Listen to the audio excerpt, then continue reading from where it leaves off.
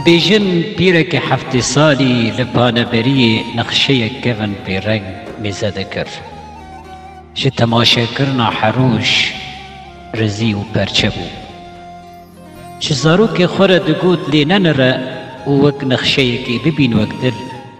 زارو گوت وی اگر نقشه دلی تیه دلی ترزی و پرچه چه چاون تجیه سر پیره گوت و سایه دلی من کاواش ولاد پانبر بوم و گیان من ده تاری داهشتن و کنی ولاد من کشتن هر تشقلان برشتن